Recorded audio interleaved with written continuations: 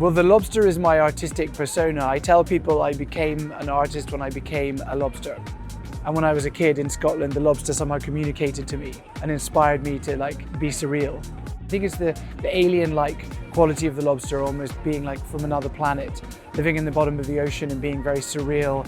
The lobster is actually a very important symbol since antiquity.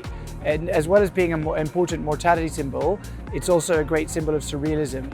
The sculpture behind is a self-portrait of me holding a melting paintbrush, and it's a sort of satirical play on the search for truth and meaning within painting. And in this case, as a painter, I'm attempting to paint and the brush is completely collapsed. So I haven't even been able to paint, but the paint itself is like dripping off the brush as a sort of expression of painting, almost in the triumph of failure. This is standing almost 8 meters, so it's my tallest steel sculpture. Size matters definitely. And this idea of bringing fantasy into reality, the bigger the scale, the more surreal. What's very exciting for art today in the 21st century is pushing the boundaries of art phenomenon, and the idea of creating these city takeovers is really a new way of presenting art. So I think art is almost like this flag of freedom, of our ability to reinvent the world.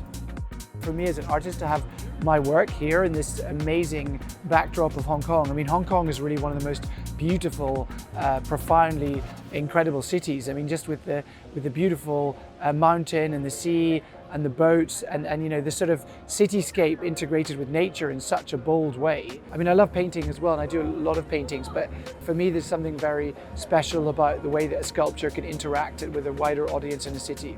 I mean, I love using pop, bright colors because I find that energy is very empowering to the viewer. And I want my art to hopefully bring good energy to people, a bit like when you look at a sunflower. Beauty with sculpture also is that physicality of it. In a way, painting is an illusion, but the sculpture obviously has real three-dimensional shape, so it takes artwork in a way one step closer to reality. I'm very into the spirit of democratic art for everyone, making art accessible, trying to sort of find greater meaning in everyday language that taps into something profound. You can approach art in so many different ways. Like the things that I think about art and the way that what's important for me about art might not be important for another artist. The most important thing for me is having humility in artwork and not being too pretentious with preaching academic ideas. I like my work to feel very accessible yet thoughtful, so I'd like to think that it makes people smile firstly and brings a good energy and empowering energy, but also I'd like to think it makes people think and feel excited to tell their stories.